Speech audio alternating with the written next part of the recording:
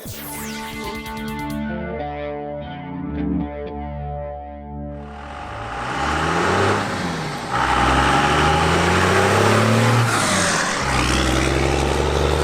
it going, everyone? My name is Kase, and on this episode of TFL Classics, I'm going to be walking you around my 1994 Dodge Ram 2500 Cummins with a 5-speed manual and 4-wheel drive. You might have seen this in previous videos, and if you have, you'll notice that it looks a lot different than it did then.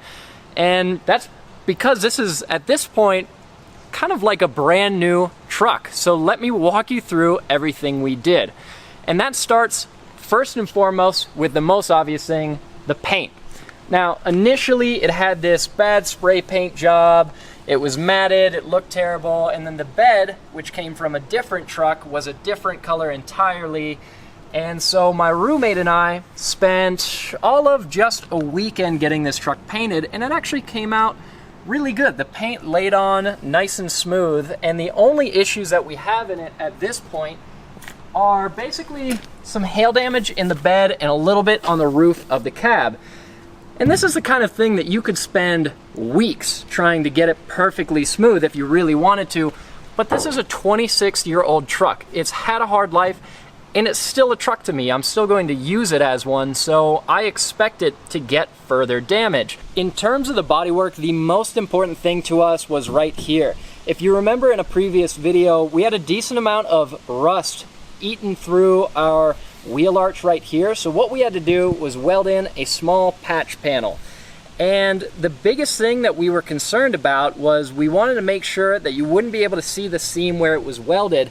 And though there is a little bit of hail damage left in it, if you look along the side of it, you really don't see any of that weld that was put in there. And all of the credit for that, and really the credit for a lot of the best parts of what you're seeing here, have to go to my roommate Connor, who is a much better wrench than I am, so I can't take all the credit. But I'm really happy with the way that this has turned out. On top of making the paint look nice, we added a lot of new reproduction parts, and again, most of these are pretty inexpensive parts that I got online. This was a $250 bumper. You know, it's probably doesn't have the exact same quality and fitment as an OEM one. Same thing with these taillights and the headlights. But if I could make it inexpensive, I wanted to, because I've got other areas that I want to spend my money. And bits like this, well, they look good enough. So combining the fact that it's got all these new parts, new bumpers, new plastic, these bed rail caps which cover up some dents that are on the bed rails, cleaned up the glass, new mirrors, new cab lights, and around the front, I even went not only for new headlights, but I went for a very OEM style chrome grille. And the reason I didn't go with a blacked out grille and LED headlights is because I genuinely wanted to make this truck look like it just rolled off of the factory floor. So I even added a very factory style antenna, so my AM FM radio works perfectly, and so does my cassette player actually. So pretty much every bit that you're looking at on the exterior of this truck, we've messed with in order to make it look brand new, and it really does. The only major thing that's missing in terms of aesthetics are obviously the lack of a bed liner, and we'll get to that fairly soon once I cash maybe another paycheck or two, because working on a truck this size isn't always cheap. Now here's something nice that we did. Obviously the truck is leveled and it's on 35-inch tires, and when you do that, you change the distance between the axle and the frame. And when the distance between the axle and the frame changes, the length of the track bar that centers the axle on the frame needs to change as well. So I have this BD Diesel adjustable track bar that we installed just a couple days ago, and just yesterday, now that that is installed, I got it aligned. Putting that bar on was a bit of a chore. The bracket that mounts it on the driver's side didn't exactly fit up perfectly. I don't know if it was a bad jig that it was made on, or if my truck is somehow weird. I know it hasn't been in an accident, so I don't think the frame should be any different. But anyways, we managed to get that bar on there. It's tracking straight. I've even got this steering stabilizer bar that was already on the truck when I bought it. So I've got no death wobble. The truck steers pretty much like a brand new vehicle, as close to it as a second gen Ram is ever gonna get. Another important couple of modifications that we've made is the addition of a South Bend dual disc clutch, which is rated to hold 650 horsepower and 1,300 foot-pounds of torque. So on that front, I am more than set. The rest of the drivetrain, transmission, axles, drive shafts, everything, that's all stout, so that shouldn't have a problem with putting out extra power. I also have Bilstein 5100s on this truck, which means it only rides sort of horribly. But the best thing about it by far is the noise that it makes. Take a listen.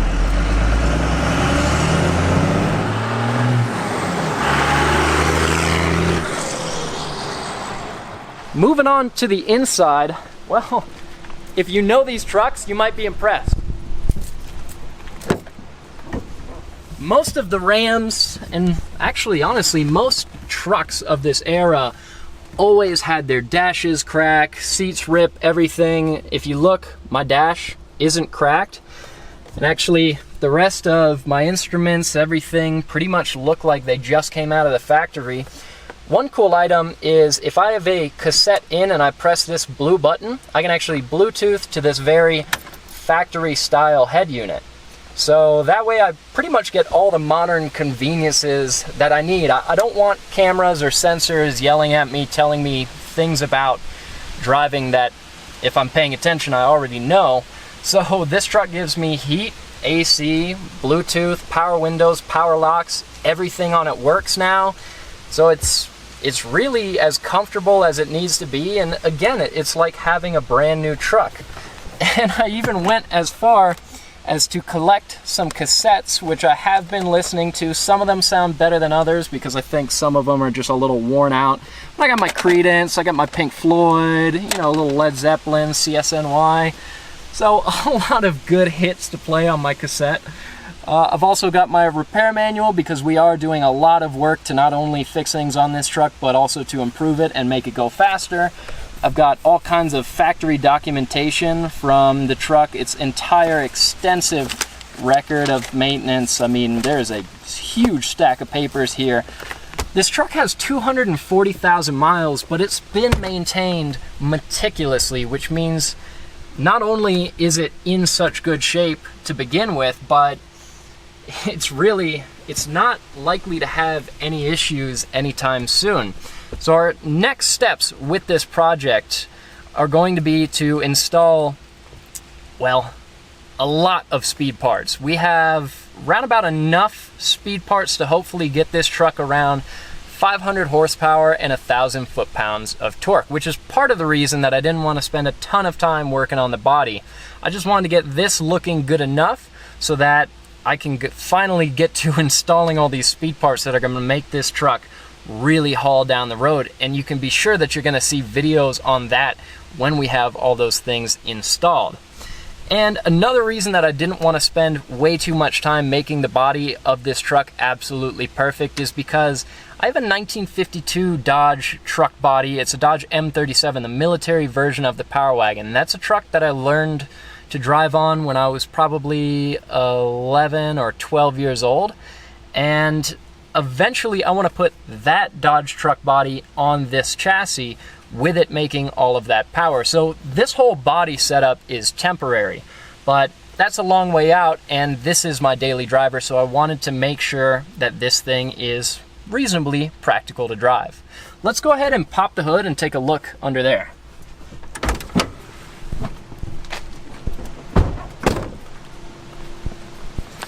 At the moment, there's really not a whole lot different about everything under the hood here. It's typical, got dual batteries. I have a factory style HX35 turbo. This is a remanufactured unit, so it's in decently good shape. I also have an S&B intake on here that was actually already on it when I got the truck. What looks to be possibly an upgraded radiator, though I'm not exactly sure. And then really the only modifications that we've made under the hood so far have been modifying the fuel pump slightly to allow for more power and more response with this factory setup. And it actually is a hell of a lot faster. All you had to do is modify the fuel plate, turn the star wheel, just a couple basic things, and this thing puts out an extra 70 or so horsepower and 150-ish foot-pounds of torque, believe it or not. It sounds crazy, but it really is true. And eventually this is going to be completely changed. It's going to be different turbo, different manifold, different downpipe, injectors, tons of modifications of the fuel pump, head studs, valve springs, governor spring, a whole list of things that I can't even remember. So be sure to stay tuned for that, because this truck is going to go through a ton of different stages, and eventually I think it's going to be really cool when it's a 1952 truck body, a military truck body with a removable roof. And by that point, hopefully I'll be able to afford lockers and compound turbos and make 1,200 foot-pounds of torque with a roofless 52 military truck. So yeah, this is its current stage, and I'm really happy with where it's at. Daily driving basically a brand new 1994 truck is quite an experience, and it's honestly really easy to live with. Once you replace the couple cheap items that are fairly prone to breaking on these, it's not that bad. It's comfortable enough. It rides hard and it's fairly loud. It doesn't smell great. It smells like an old school diesel. Other than that, it's been a perfectly reasonable machine to drive every single day, and I absolutely love it more and more as we continue to work on it. Anyways, that's all for this video. As always, be sure to go back to TFL Car and TFLtruck.com for more news, views, and real world reviews. We'll see you next time.